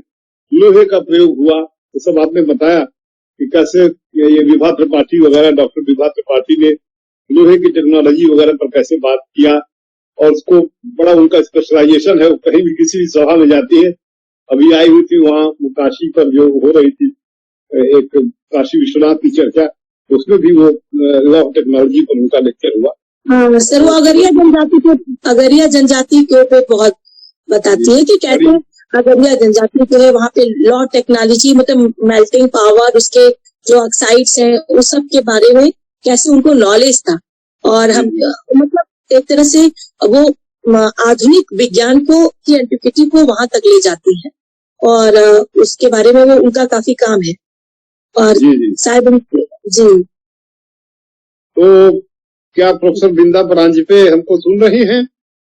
आलोक जी हैं क्या? हाँ जी जी सर, मैं सुन रही हूँ। प्रोफेसर बिंदा परांजपे को नमस्कार कह रहा हूँ। नमस्ते। और हम लोगों के इतने जितने सब लोग इकट्ठा है उसमें आप इस क्षेत्र की विदुषी है, मानक विदुषी है, तो मैं चाहूंगा कि कुछ अपने उद्गार, कुछ अपने विचार और कुछ ज्ञानवर्धन करें हम सभी लोगों का, और अपने ऑब्जर्वेशन साथ दें। आपका बहुत जरूरी है इसको बोलना। जी बहुत बहुत धन्यवाद सर। वो मेरी शान में आपने जो कुछ भी कहा वो कुछ ज्यादा ही हो गया। बहुत ही हम कहते हैं कि प्राथमिक स्तर का कुछ ज्ञान मैं रखती हूँ, और वो भी मेरे गुरुजनों की कृपा है। डेक्कन कॉलेज पुणे में पुरातत्व विभाग में ही मैं पढ़ी हूँ, तो जो कुछ थोड़ा बहुत अमृत कण उनसे मिले हैं। आज के अनुराधा जी के व्याख्यान के संदर्भ में अगर मैं कुछ अपने विचार रखूं, तो मैं सबसे पहले तो उनको बधाई दूंगी कि उन्होंने काफी इस पुरातात्विक साक्ष्यों के संदर्भ के अनेक विषयों को अपने वक्तव्य में स्थान दिया। तो विद्यार्थियों के लिए, और खास तौर पे जो नए विद्यार्थी है जो पुरातात्विक साक्ष्यों का बहुत ज्यादा अध्ययन नहीं किए हुए रहेंगे, तो उनके लिए ये एक निश्चित रूप से आई ओपनर जिसको कहते हैं ना, आंख खोलने वाला एक व्याख्यान रहा, कि वो देख सकते हैं कि कितनी तरह से एक मानव की जो प्रगति हुई है उसमें विज्ञान और तकनीकी का क्या क्या कौन कौन से आयाम उसमें से हम पुरातात्विक साक्ष्यों से देख सकते हैं। अगर हम उसकी बुनियादी जो पहचान है पुरातात्विक स्रोतों की, जो अन्य स्रोतों से अलग हो जाती है, उस पे आए, तो जो काल की जो क्षरण कराने की, नष्ट कराने की जो ताकत है, जो शक्ति है, उसके विपरीत जो टिक पाए, ये अवशेष फिर हमारे लिए पुरावशेष बन जाते हैं। मेरे कहने का अभिप्राय ये है कि जैसे निश्चित रूप से हमें बहुत कम मात्रा में लकड़ी मिल सकती है, क्योंकि हमारी जो भारत की आबो हवा है वो लकड़ी जैसे पदार्थों को बहुत जल्दी उसका विघटन कर देती है या क्षरण कर देती है। कुछ एक मात्रा में पत्थरों का क्षरण होता है, कुछ एक मात्रा में जो अन्य जैविक लकड़ी जैसे जो पदार्थ है उनका क्षरण होता रहता है। तो हमें ये याद रखना चाहिए कि जो मिला है वो ऐसा है कि जो काल के इस विपरीत मतलब काल की जो एक नेचुरल प्रवृत्ति है उसके विपरीत टिके हुए हैं। तो इसको हम लोगों को समझना है। ये मैं हाईलाइट इसलिए कर रही हूँ कि नए जो हमारे जो शोधकर्ता हमारे साथ जुड़े हुए हैं वो ये देखें कि जो नहीं मिला है वो क्या हो सकता है, इसके बारे में हम सोचें। जो काल की वजह से, काल की इस जो एक एक बहुत सुंदर, सर आपको भगवत गीता बहुत पसंद है इसलिए मैं कहती हूँ कि भगवत गीता में भी एक काल का रूप बहुत अच्छी तरह से व्याख्यायित है कि काल से सभी प्रकार के भूतों की उत्पत्ति होती है और सबका विलय भी काल में ही होता है।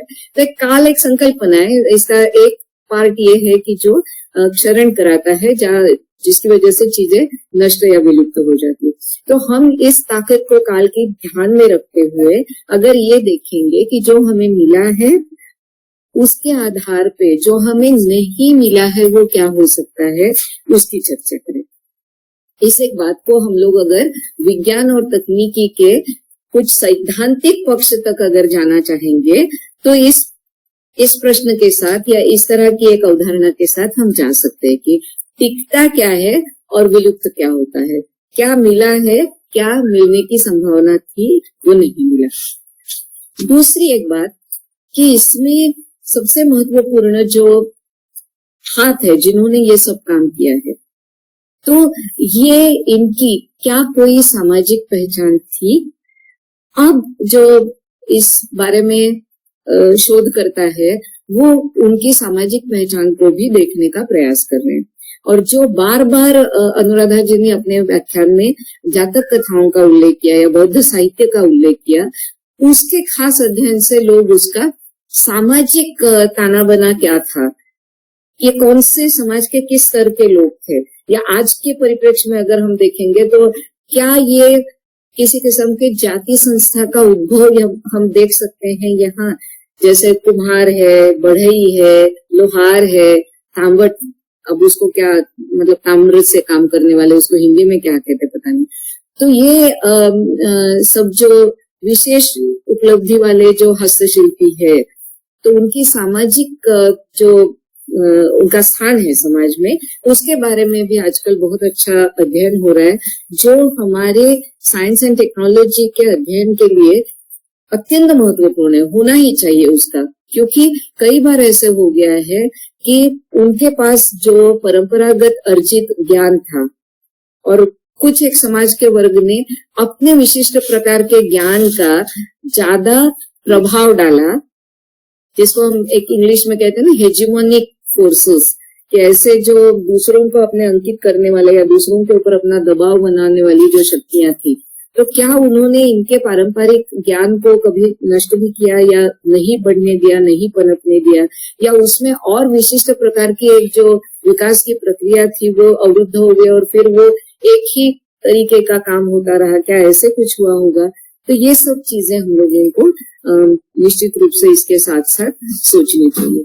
तीसरी एक बात मैं यहाँ करना चाहती हूँ कि जब हम साइंस एंड टेक्नोलॉजी की पुरातात्विक स्रोतों के साथ और उसका साहित्यिक स्रोतों के साथ तालमेल बिठाने की बात करते हैं, तो कई जगह में या कई बार हम लोगों को कुछ ऐसे भी लोगों की बातें सामने आती है जो बहुत ही ज्यादा अतिरंजित हो जाती है। तो ऐसे कुछ उदाहरण लेके उसका भी विश्लेषण हम कर सकते हैं कि यहाँ तक ये विश्लेषण सही है और यहाँ ये ऐतिहासिक विश्लेषण की जो एक कुछ एक हद तक वैज्ञानिक परिभाषा जो है उससे हटके कुछ कहा जा रहा है। तो ये सब चीजों को भी हम लोग अपने विद्यार्थियों को इससे भी अवगत करा सकते हैं। तो मुझे लगता है कि बहुत सारे ऐसे विषयों को नजर के सामने लाने वाला, उनका प्रस्फुटन करने वाला ये जो व्याख्यान रहा बहुत ही अच्छा रहा। और आयोजक जो हमारी आयोजिका है ममता भटनागर जी, वो यही बैठी हुई है, कल उन्होंने भी एक बहुत विस्तृत पट जो मध्ययुगीन काल के साइंस एंड टेक्नोलॉजी का है वो हमारे सामने खोल के रखा था। तो ओवरऑल ये लेक्चर सीरीज बहुत विद्यार्थियों के लिए या हम जैसे अध्यापकों के लिए भी बहुत कारगर साबित हो रही है। जो भी इसके साथ जुड़े हुए हैं और जिनके प्रयास से ये हो रहा है, सबको सबको मेरी हार्दिक बधाइयाँ और बहुत बहुत धन्यवाद। बहुत बहुत धन्यवाद। जी, बहुत अच्छा आपने एक समराइज किया और ऊपर से जैसे एक ज्ञान का प्रकाश दिया आपने, तो बहुत अच्छा रहा। और हमारे विभाग में मैं कह सकता हूं कि हमारे पास, जैसे लोग कहते हैं आपके पास कौन है, मैं कह सकता हूं कि हमारे पास प्रोफेसर बिंदा परांजपे हैं, जिनको आर्कियोलॉजी का भी और एंशिएंट इंडियन हिस्ट्री का भी और कल्चर का भी और रिलीजन का भी, तो सबका कंबाइंड नॉलेज है। और इसलिए हम लोग बहुत ही इनरिच हमारा डिपार्टमेंट। आज प्रोफेसर ध्रुव कुमार को बोलना था और बहुत से लोग उनको ज्वाइन करने के लिए आए भी थे कि उनका लेक्चर होगा, लेकिन किन्हीं प्रशासनिक जिम्मेदारियों के चलते वो नहीं आ पाए, तो कोई बात नहीं है। अब मैं सोचता हूं कि और कोई विद्यार्थी कुछ पूछना चाहे, क्योंकि ये अगर पूछेंगे नहीं तो जिज्ञासा नहीं रखेंगे, या कोई टीचर कुछ और बोलना चाहे तो अच्छा लगेगा, क्योंकि ये सब लेक्चर कोई बहुत फॉर्मेलिटी नहीं है और एक इनफॉर्मल वे में हुआ है। जैसे खुद ही हमने देखा कि अनुराधा जी ने बड़े ही, जिसे कहा जाए कि एकदम और धीरे धीरे बहुत सी बातों को समझा और बहुत ही, जिसे कहा जाए कोई, अब मैं ये उदाहरण दूंगा तो लोग कहेंगे कि क्या कह रहे हैं, जैसे कोई कहानी सुनाता चला जाए, अच्छा लगा, बहुत अच्छा था। तो कोई भी जिज्ञासु, कोई स्कॉलर अगर अपनी बात कुछ रखना चाहते हैं, कोई ऑब्जर्वेशन, तो उनका स्वागत है, प्लीज। सर प्रणाम। प्रणाम। आमोद जी। जी सर। मैं मैम के लेक्चर के बारे में, प्रश्न तो नहीं है क्योंकि प्रश्न की गुंजाइश वहां होती है जहां भ्रम की स्थिति होती है, और मैम ने कुछ ऐसा छोड़ा ही नहीं कि जो समझ में ना आए। तो हेलो सर, सुन पा रहे मैम? हाँ सुनाई दे रहा है। अमोद जी बोलिए। तो मैम ये कहना चाहूंगा, क्योंकि मैं साहित्य का विद्यार्थी हूँ और विशेषतः हिंदी साहित्य का, तो इतिहास के लोगों के लिए तो ये जानना ही होता है, हमारे लिए भी बड़ा जरूरी होता है कि काशी जैसे क्षेत्र का इतिहास और उसके जो पुरातत्व की बातें हैं, वास्तु की बातें हैं, वो हमें पता चले आपके माध्यम से। और इसी क्रम में संयोग की बात की, कुछ ही दिन पहले मुझे एक लेख मिला था पांडे सर का, राकेश पांडे सर का, जिसमें काशी के बारे में और वो 3 त्रिशूल की अवधारणा के बारे में, ओंकारेश्वर और विश्वेश्वर और केदारेश्वर की पहाड़ियों के बारे में, तो इससे भी काफी भ्रम जो हम लोगों का है, या जो कथा है, क्योंकि इतिहास के 2 भाग जो मूल वृत्तम और कथा युक्तम होते हैं, तो साहित्य के पास कथा युक्तम वाला भाग होता है और इतिहास के पास मूल वृत्तम वाला भाग होता है। तो आप लोगों के माध्यम से वो जो मूल वृत्तम है वो साहित्य के लोगों को, हमारे जैसे लोगों को मिलता है, और जिससे हमें ताकत मिलती है कि इस क्षेत्र में और कुछ लिखने पढ़ने की, सोचने और समझने की। और जो एक बात और आपने कहा कि ये चीजें नीरस हो जाती हैं, तो मैं बिल्कुल भी नीरस नहीं रहा। इतनी उपयोगी चीजें आपने बताई। मानस को बाबा कहते हैं कि जाने बिनु न होए प्रतीति और बिनु प्रतीति होए। तो यह जो जानना है बिना, जी वही बात है कि उसके बिना अगर वो प्रामाणिक जानकारी अगर नहीं रहेगी तो हम उसके बारे में विश्वास नहीं कर पाएंगे। बहुत बहुत धन्यवाद मैडम, इतना बढ़िया विशद और विस्तारित व्याख्यान के लिए। धन्यवाद अमोद जी, धन्यवाद। और मैं तो यही बात इसके में कहूंगी कि मेरे बोलने के बाद प्रोफेसर बिंदा परांजपे मैम ने जो बातें कही, वास्तव में उस पर ध्यान देने और गौर करने की जरूरत है। जैसे मैं उस बात को मतलब जब मैं पेपर के रिसर्च के रूप में इसको प्रेजेंट की थी, तो मैंने इस बात पे निश्चित रूप से ध्यान दिया और इसको लेकर के पेपर भी वो की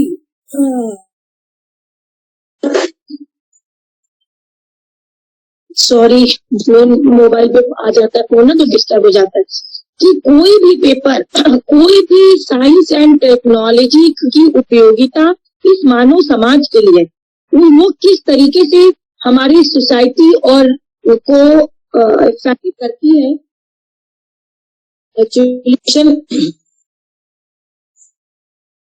एक्चुअली सॉरी, एडमिशन का समय चल रहा है इसलिए इतना फोन आता है ना कि इससे बहुत डिस्टर्ब होता है। एनीवे, तो मैं ये कह रही थी कि बिंदा मैम का जो ऑब्जर्वेशन था वो बहुत ही अच्छा था और एक्चुअली हम लोग केवल हमारा ये था कि नहीं, साइंस एंड टेक्नोलॉजी में काशी वासी किस तरीके से उनका नॉलेज था और क्या क्या चीजें यहाँ मिली, इस चीज को एक आर्कियोलॉजिकल और लिटरेरी सोर्सेस का एक कंपेरेटिव स्टडी कैसे होता है उसके आधार पे हमने जो प्रेजेंट किया। लेकिन मैडम की जो बातें हैं वो और ज्यादा गौर करने की है, उसमें निश्चित कोई भी विज्ञान एवं तकनीकी की यूटिलिटी ही क्या है, यही ना कि हम हमारे समाज को क्या दे रहा है, तो और क्या चेंज आ रहा है उसके वजह से, तो उस पर तो हमें निश्चित रूप से गौर करना चाहिए। और ये बात हम इसलिए यहाँ कह रहे हैं कि अमोद जी, यदि आप लोग लिटरेचर के आदमी हैं तो काशी में इस बात की संभावनाएं बहुत है, बहुत सारा लिटरेचर आज भी पड़ा है जो कब देखा ही नहीं गया, जो गलियों में जो तमाम पुरातन लोगों के साथ खत्म होता चला जा रहा है, वो लोग दिए ही नहीं। आज जब हम लोग रिसर्च करने निकल रहे हैं तो ऐसे ऐसे लोग संपर्क में आते हैं जिनको मतलब हमें भरोसा नहीं होता है कि उनके पास इतनी बड़ी बड़ी पूंजी पड़ी है जो वो अपने आने वाली पीढ़ियों को दिए ही नहीं, और जिनको दिए उनको इसकी उपयोगिता ही नहीं पता है। वो अपने पास रखे रहे, वो ये कह करके दिए कि हमारे घर में बहुत समय से ये पड़ा हुआ है, यदि ये किसी काम आ जाए आपको तो बहुत अच्छा होगा, और उसकी फोटोकॉपी करा के कैसे कैसे करके हम लोग ले आए। तो साहित्य के लोगों को चाहिए, ऐसा नहीं है कि जो नहीं मिला स्रोतों में वो नहीं था, वो जब तक नहीं मिल रहा है तब तक नहीं है, जिस दिन मिल जाएगा उस दिन इतिहास के विद्यार्थी उसको भी खुलकर कहेंगे, क्योंकि हम इतिहास की अपनी एक मतलब एक सीमा होती है, हम बिना साक्ष्य के कोई बात कह नहीं पाते हैं। तो इस बात को हम लेकर के कह रहे हैं कि जब तक हमारे पास साक्ष्य नहीं है, हमारे पास स्रोत नहीं है, चाहे वो आर्कियोलॉजिकल हो, चाहे वो लिटरेरी सोर्सेज हो, जो भी हो, नहीं है तब तक वो बातें सामने नहीं आ रही। लेकिन जैसे ही ये चीजें हमारे सामने आएंगी, हम वो चीजें इतिहास के पन्नों में ला पाएंगे कि यहाँ क्या था। और आप यकीन करिए कि बहुत सही बात कह रही है बिंदा मैम कि बहुत सारी चीजें ऐसी हैं जो कि या तो कभी कभी अतिशयोक्ति हो जाता है, और या तो फिर वो रहता है और हमको मिल नहीं पाता, हम उसके बारे में कुछ नहीं बोल पाते।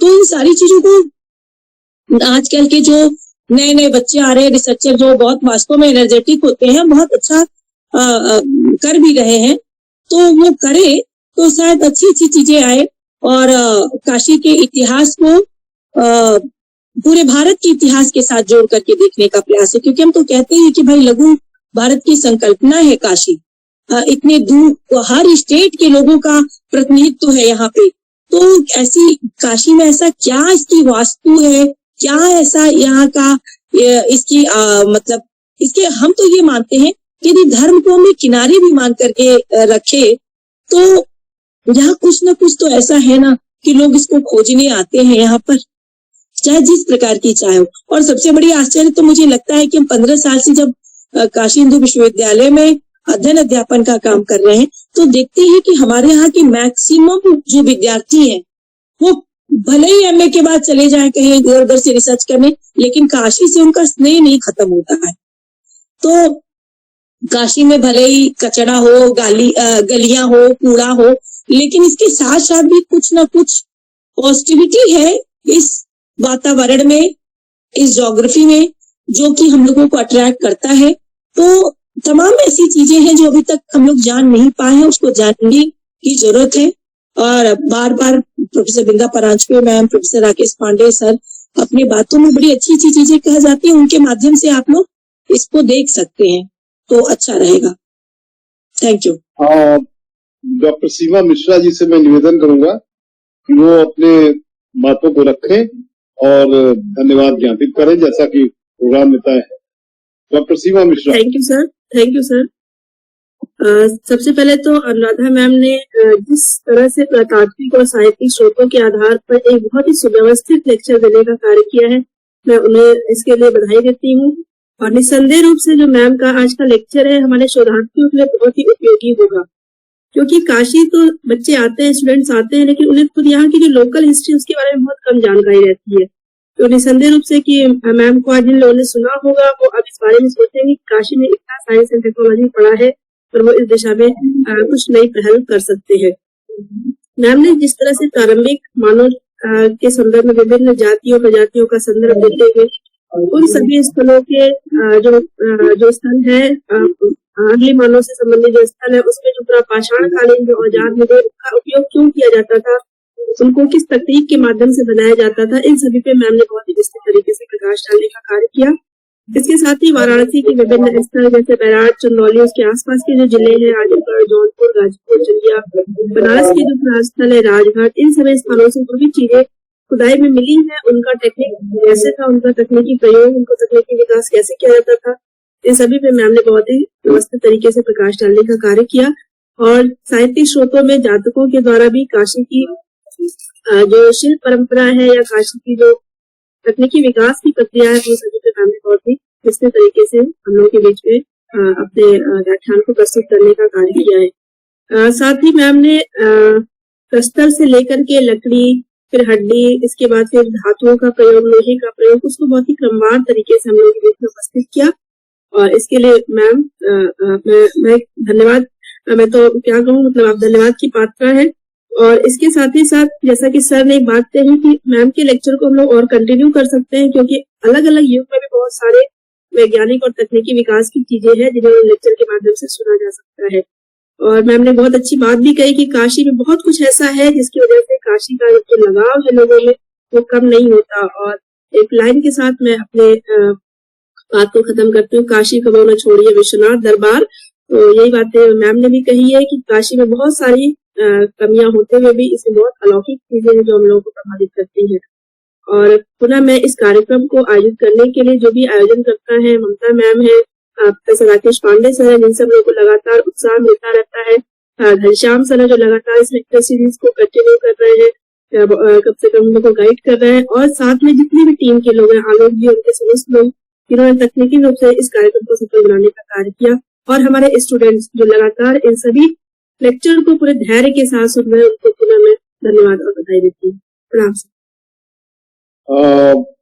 प्रोफेसर घनश्याम हमारे अध्यक्ष यहाँ मौजूद हैं, उनका अध्यक्षीय उद्बोधन अंत में होगा, लेकिन मैं ये कहूंगा कि प्रोफेसर ममता भटनागर मैम इसमें कुछ कहना चाहेंगी, तो उनका स्वागत है और कुछ बोले इस अवसर पर, चूंकि पूरे संयोजन उन्होंने किया, आयोजन किया है, तो उनका वक्तव्य इस समय निवेदित है।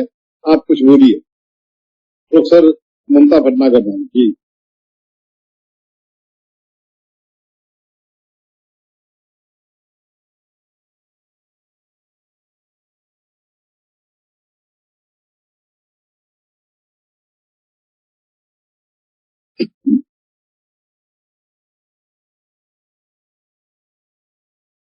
अपना माइक अनम्यूट कर लीजिए, माइक आपका ऑफ है।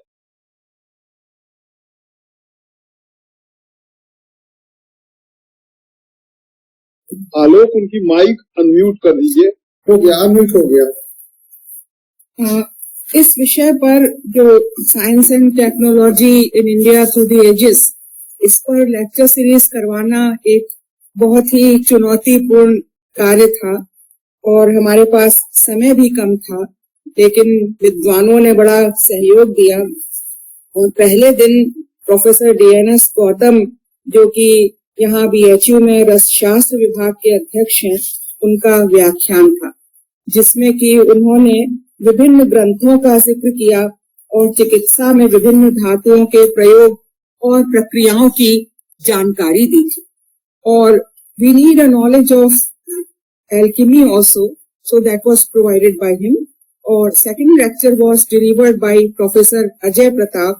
We came to know about ancient Indian metallurgy, astronomy, and grammar, rock art, etc. And here, the third lecture, we find that the third lecture was on science and technology in medieval India at a glance by me. ये मैंने ही दिया था। और fourth was on the techniques concerning theatre was by Ram Prakash Sharma, Dr. Ram Prakash Sharma, on the techniques concerning theatre, drama, sound, expressions, etc. And fifth lecture was on science and technology in Gupta period by Dr. Seema Mishra from our department, in which she told us about crafts, technology, and maths, astronomy, and treatises of Gupta period and today आज के दिन हमारी colleague doctor Anuradha Singh का lecture था, जिन्होंने काशी में बताया कि किस तरह से साइंस और टेक्नोलॉजी थी और किस तरह से यहाँ जो है काष्ठ का और अस्थियों का भी प्रयोग होता था और किस तरह से इन्होंने लोहे की मेटलर्जी के बारे में बताया कि लोगों को कितनी अच्छी जानकारी थी। तो यहाँ हम लोगों ने देखा कि काफी लोगों ने सहयोग दिया और विभाग में पहली बार इस विषय पर व्याख्यान माला हुई थी और इस कार्य में अनेक कठिनाइयां आई, समय भी बहुत कम था, फिर भी हमने जिससे भी कहा वो लोग सभी तैयार हो गए, सभी लोगों ने बहुत सहयोग किया और इस कार्यक्रम को अंजाम देने की प्रेरणा के लिए डीन प्रोफेसर के मिश्रा साहब की मैं विशेष रूप से आभारी हूँ और हेड डॉक्टर घनश्याम को भी इस प्रोग्राम को सफल बनाने में उनके सहयोग के लिए, समय समय पर दिए गए सुझावों के लिए बहुत धन्यवाद देती हूँ और विभाग के सभी सहयोगी टेक्निकल असिस्टेंस के लिए भी मैं ऑफिस स्टाफ का धन्यवाद करती हूँ और कोऑर्डिनेटर प्रोफेसर राकेश पांडे जी की भी विशेष रूप से आभारी हूँ और इस प्रोग्राम में छात्रों को उनके सहयोग के लिए आशीर्वाद देती हूँ और उनके मंगल भविष्य की कामना करती हूँ और यदि कोई लोग छूट भी गए हों तो उन्हें भी मेरी ओर से बहुत बहुत धन्यवाद।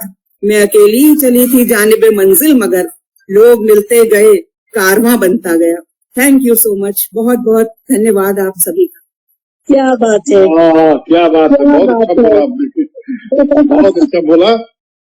अब मैं अपने विभागाध्यक्ष प्रोफेसर घनश्याम जी से निवेदन करूंगा कि पूरे कड़ी के संदर्भ में इसका एक समापन अध्यक्षीय उद्बोधन करें और आपका स्वागत है professor Ghanshyam. Thank you sir. मुझे लगता है कि धन्यवाद की प्रक्रिया समाप्त होने के साथ तो सारा कार्यक्रम समाप्त हो जाना चाहिए, लेकिन एक औपचारिकता बची रह गई है और जैसा कि ममता जी ने बताया कि कैसे 3 दिनों में हमने हर एरिया को लगभग कवर किया। मैंने प्रयास किया कि अधिक से अधिक समय में यहाँ पे ऑनलाइन आप लोगों के साथ जुड़ा रहूं, लेकिन बहुत सारे काम बीच पे ऐसे आते रहे जिसके कारण जो है मुझे बीच बीच में जाना पड़ा, डीन ऑफिस में जाना पड़ा, सूचना ऑफिस जाना पड़ा, एडमिशन की प्रक्रिया भी साथ में चल रही है, उससे संबंधित काम भी देखना पड़ रहा है। अभी कॉलेज के टीचर्स थे, कुछ इश्यूज थे जिसको मैंने रिजाइन किया, इसीलिए बीच में डॉक्टर अनुराधा सिंह जी का लेक्चर मुझे थोड़ा सा छोड़ना पड़ा। मैं जस्ट 2-3 बातें कहना चाहता हूँ। एक तो ये है कि एक इतिहास के विद्यार्थी के रूप में मैं कभी भी अवसर गंवाना नहीं चाहता कि कोई विभाग में कार्यक्रम हो और मैं उससे दूर रहूं। इसलिए मैंने प्रयास किया कि जितने भी कार्यक्रम यहाँ हुए उसका हिस्सा बनूं। जस्ट छोटा सा ऑब्जर्वेशन और थोड़ा सा डिसअपॉइंटमेंट। ऑब्जर्वेशन ये कि मेडिसिन आयुर्वेदा से शुरू होकर के और आज एंशिएंट में के लेक्चर के साथ ये प्रोग्राम समाप्त हो रहा है और डिसअपॉइंटमेंट इसीलिए हो रहा है कि ध्रुव जी कुछ ऑफिशियल एंगेजमेंट के कारण जो है, जो कॉलोनियल पीरियड में साइंस एंड टेक्नोलॉजी जो बहुत हद तक हमारे आज के साइंस टेक्नोलॉजी के सोचने के नजरिए को निर्धारित करता है, स्थापित करता है, तो एक बहुत ही महत्वपूर्ण विषय से हम परिचित होने से वंचित रह गए और मैं पांडे सर से आग्रह करूंगा कि ध्रुव जी की उपलब्धता को देखते हुए और शायद उनके साथ एक आधा और लोगों को जोड़ करके एक दिन का पूरा प्रोग्राम साइंस एंड टेक्नोलॉजी पे किया जाए। ये बात इसलिए मैं कह रहा हूँ कि फिर मैं उसी बात को रिपीट करना चाहूंगा जो मैंने पहले दिन के बहुत ही छोटे से इंटरवेंशन में स्तर के आग्रह पे जो मैंने अध्यक्षीय उद्बोधन के लिए 2-4 शब्द कहा था कि जब हम यूरोपियन पुनर्जागरण की बात करते हैं तो व्यक्ति को केंद्र में रख करके जिसको सबसे ज्यादा इम्फसाइज किया गया वो था science and technology, scientific temperament.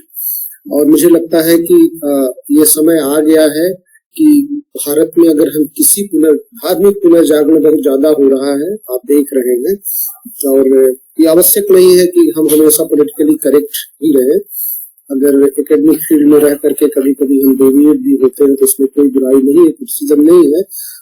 मेरा ये मानना है कि उसके साथ साथ जिस प्राचीन ज्ञान, जिस परंपरा, जिस महानता का गुणगान हम करते हैं, उसको आज के संदर्भ में लागू करके भी देखें। तो मुझे लगता है कि वो बड़ा उचित होगा और उसके लिए बड़ा आवश्यक होगा कि कॉलोनियल पीरियड में साइंस, टेक्नोलॉजी और मेडिसिन का जो डेवलपमेंट हुआ है यूरोप में और इंडिया में, उसकी हम एक अच्छी समझ विकसित करें। ध्रुव जी का जिक्र मैंने विशेष रूप से इसलिए भी किया कि वो एक साइंस के विषय से हमेशा से जुड़े रहे हैं। मैं इसलिए नहीं कह रहा हूँ कि वो मेरे अल्मा मैटर जेएनयू से है, इसलिए कि आप में से बहुत सारे लोग जानते होंगे कि जेएनयू की पीएचडी वो कतिपय कारणों से समाप्त नहीं कर पाए और उन्होंने आईआईटी बीएचयू में फाइनली फिर से पीएचडी में रजिस्टर करके अपनी पीएचडी समाप्त की। तो एक जो गैप हमारे यहाँ दिखाई देता है सोशल साइंसेज, आर्ट्स और साइंस के बीच में, उसका एक्सट्रीम आईआईटीज है। एक बार आईआईटी में जिसका एडमिशन हो जाता है वो सोचता है कि बाकी समाज से उसका कोई सरोकार नहीं है। ये हमारी न समझ हो सकती है। तो चूंकि ध्रुव जी साइंस टेक्नोलॉजी में काम करते रहे हैं और जिन लोगों से के साथ वो जेएनयू में भी काम करते थे, उन लोगों के बारे में भी थोड़ी बहुत जानकारी हम लोगों के पास है। पांडे सर जानते हैं कि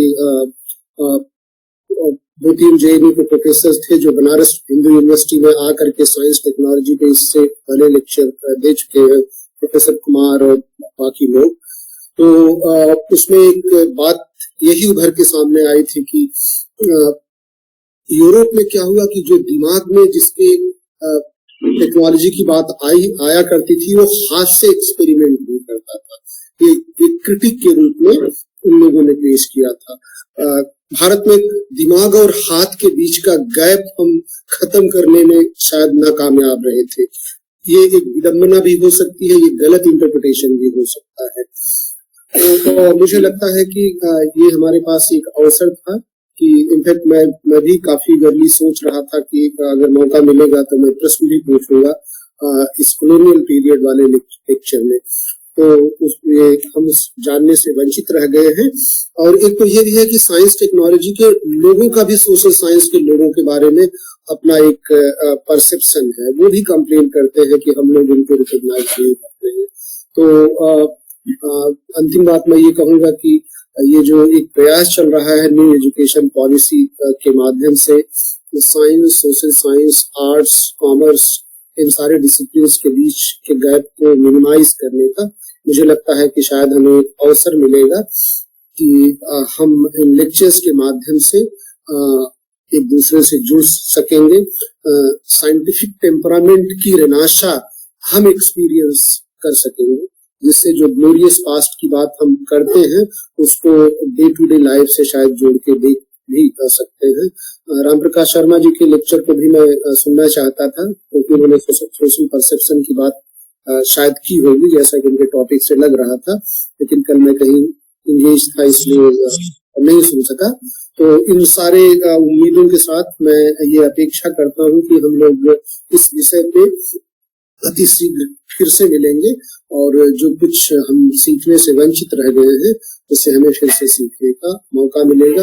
एक बार फिर से मैं इतिहास विभाग के बिहाफ पे प्रोफेसर पांडे सर का, प्रोफेसर ममता भटनागर जी का और जितने सारे स्पीकर्स थे, सीमा जी, अनुराधा जी, ममता जी एज ए स्पीकर आल्सो, जो Gautam sir science technology Ayurveda के थे, और नॉट टू फॉरगेट कुलधीर सर जो हमारे हर निमंत्रण को बहुत ही सहज स्वीकार करते हैं और इनके अलावा भी और स्पीकर रहे होंगे। आप सारे लोगों का जो हस्तक्षेप रहा, जो प्रश्न रहे, वो हमें आगे की दिशा निर्धारित करने में हमारा मार्गदर्शन करेंगे। तो मैं इतिहास विभाग के बिहाफ पे आप सारे लोगों को बहुत बहुत धन्यवाद देता हूँ और इस उम्मीद के साथ कि हम इस विषय को और आगे डिस्कस करेंगे और उसके लिए हम जल्दी मिलेंगे। Thank you very much. बहुत बहुत